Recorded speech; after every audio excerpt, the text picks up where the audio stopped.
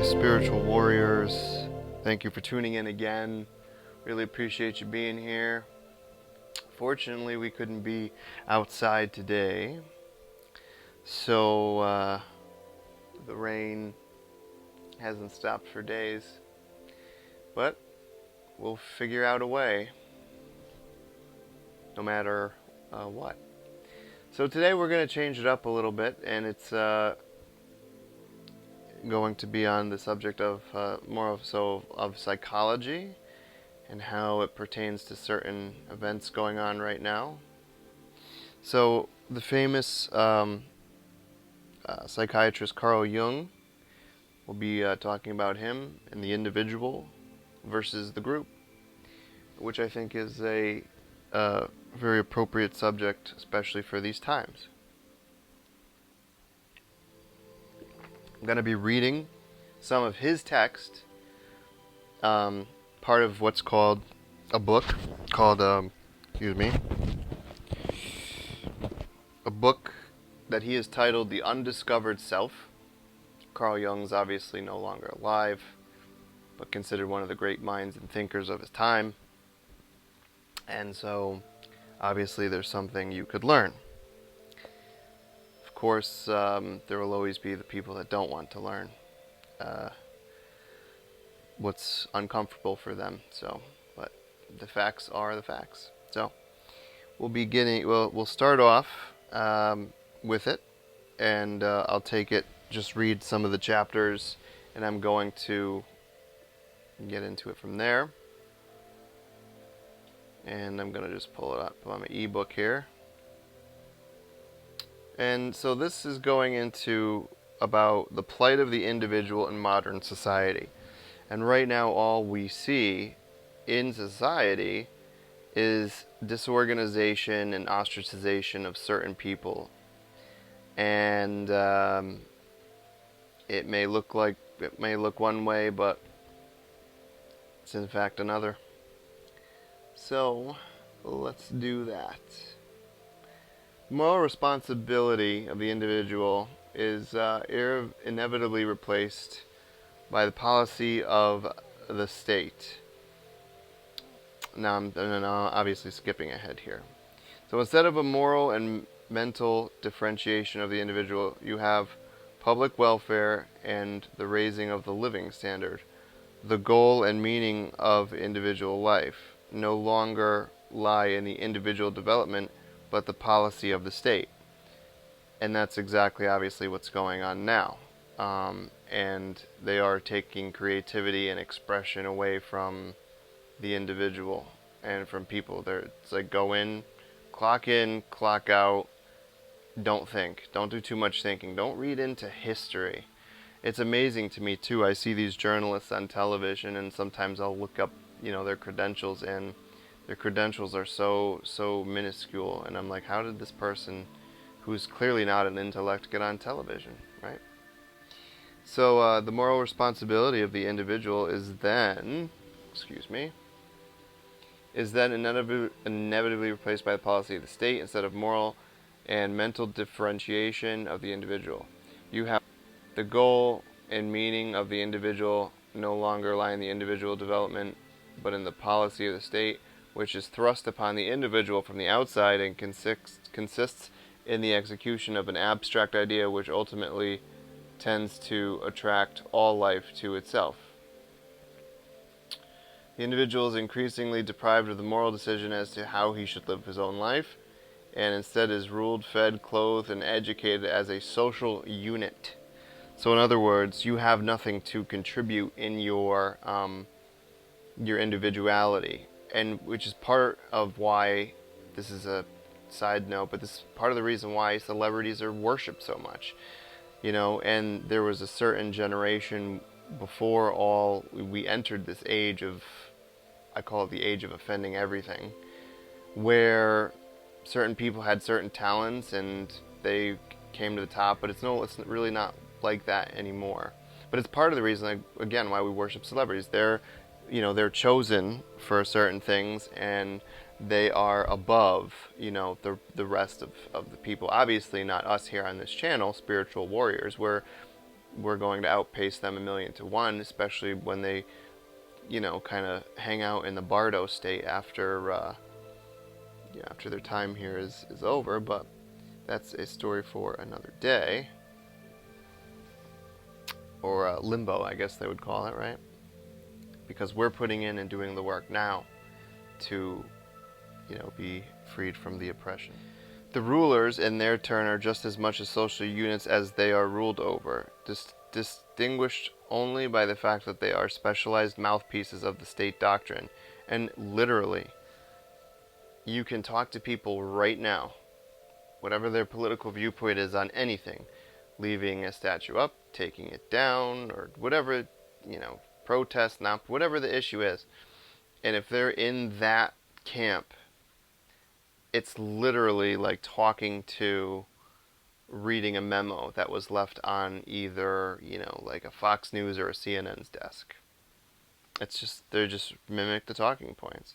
And the rulers as such, they're just put in the positions. They don't really, they just continue. It's a continuation of, the same old stuff. They just, the faces change, but nothing changes. They do not need to be personalities capable of judgment, but through-going specialists who are unusable outside the line of business. State policy decides what shall be taught and studied. So you remember, like before Common Core, teachers would come in, they would have an agenda, they would make learning fun. Now it's like, you have to learn this, you have to learn this, you have to learn this. And it's so inane, some of it. Like I said, they really don't teach you intuitiveness or creativeness. They teach you how to be what Carl Jung is describing as a part of this collective unit and not an individual. And you have the people screaming, oh, love and peace, and let's be, this big group, and blah, blah, blah, blah, blah. But unfortunately, the group has certain ideas that stifle individualism, that stifle free speech. And that's where the problem comes in. So, no, groups as opposed to individualism. The omnipotent state doctrine is for its part manipulated in the name of the state policy by those occupying the highest positions in government, where all the power is concentrated. Whoever, by election or caprice, gets into one of these positions is no longer subservient to authority, for he is the state policy itself within the limits of the situation. And then he gets into King Louis in England, and etc.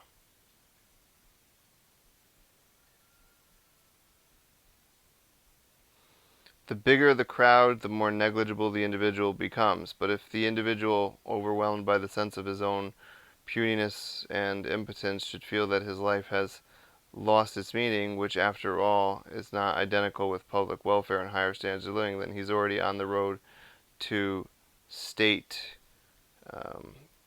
captivation, and without knowing or wanting it has become its proselyte.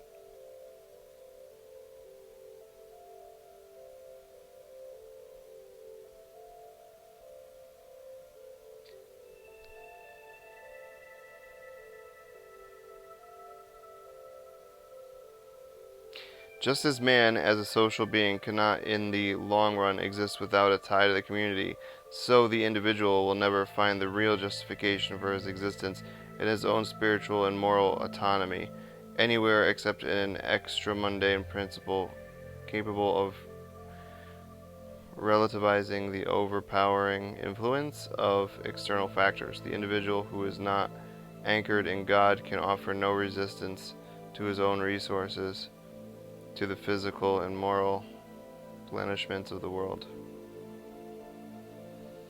So, and this is the thing, so you have this this setup where it's a group and there's the ideas, and it's not a mystery. We know what's going on in the world in regards to free speech and do this, do that. And I mean, in some countries, they're even jailing people for not wearing a mask. I mean, you should probably wear a mask because there is science that suggests that it does reduce the transmission, but kind of impedes on free will a little bit. Now, obviously, too, if you're going into public property, private property, at least here in the good old US of A, you know, the rules kind of change. You might be required to, wear, a mask based on. It's like the same concept of no shoes, no shirt. But anyways, getting back to Jung, that's the problem. And so we have a bunch of individuals who not only get what they want from the state, but their God is the state. And the state wouldn't want it any other way. The obsession with a group, actually, or the tying to a group is how hatred and bigotry actually begin. Every individual that isn't,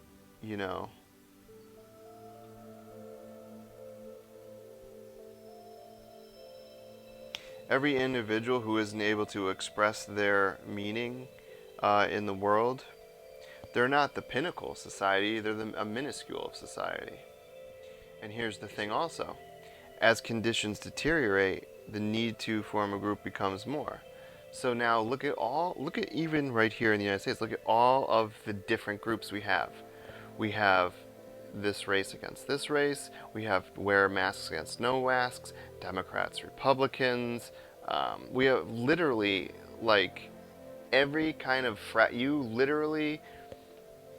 because people have been so ingratiated in their opinions, and if you agree with them on 9 out of 10 things, but there's one thing that you really just don't agree with them on, well, that's it. Now they can't talk to you, because that's how polarized the situation is right now, which Carl Jung is warning about. And it goes back to being part of the collectivism and this whole idea that this collectivism diversity trumps the individual.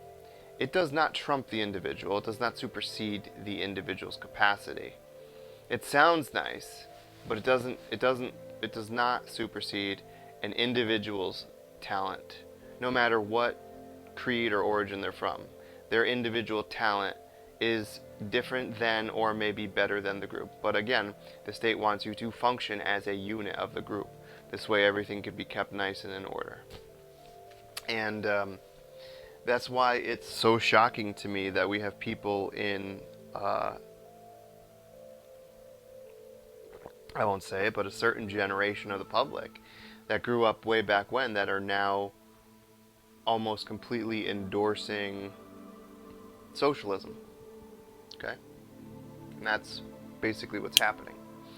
But the funny thing to me is that anyone that's ever, like the best case scenario is they can come up with ancient Sumeria, which was thousands of years ago, which, yes, in that case it worked. There was no technology. There were no, you can get a nicer car. Everyone came together. They worked for the same amount of time so that they produced enough for themselves and for the higher-ups.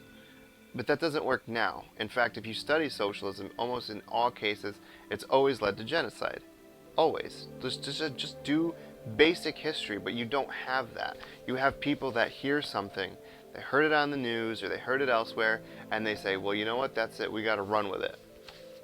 And, socialism, everyone gets whatever, X amount of dollars per hour and this, that, and the third. It's bad. It's, and I'm not saying that capitalism is like the end all be all either, because right now we're in a situation where it's like a capitalist oligarchy almost, and that's the other end of the spectrum. And so that's what we have. We have conditions deteriorating, and thus the individual is being less and less, and the groups are, being promoted more and more. That's why there's a large disparity between the rich and the poor in the United States. which is why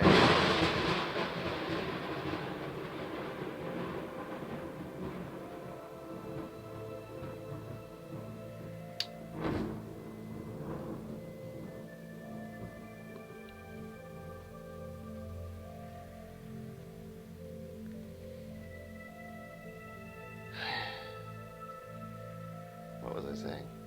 It's thundering here pretty bad.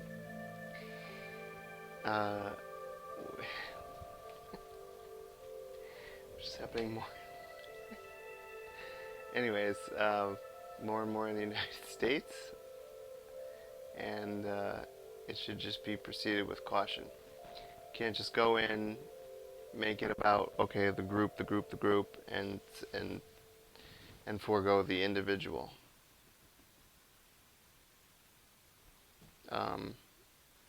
It really is not the right road to go down. And if you'll have noticed, even though we have who you would think would prevent certain things from happening in office right now, the same things are really kind of going on. It's just the same. So that's it. This again was a video on psychology, and we really need to be careful about groupthink and take the individual path. And like I always say, go up on your hill or where your space is, and connect with the silence, God, and do it that way. Because you shouldn't by any means have your individuality or the special spark that makes your soul you suppressed, which leads to depression. So that needs to just go. I mean, if at any point you are forced into doing something that you think is more of a group thing and it goes against who you are as a person, stand up. Say no. Just like I said in another video, because you give them an inch, it'll take a mile, and it just gets worse from there. So, and you might, like I said, go along to get along in the beginning, but then as time goes by, the problem gets worse. So that's it. That's our little topic on Carl Jung, and I hope you enjoyed. Please like, share, and subscribe, and have a good day. May the Lord Jesus Christ bless you and your families. Take care.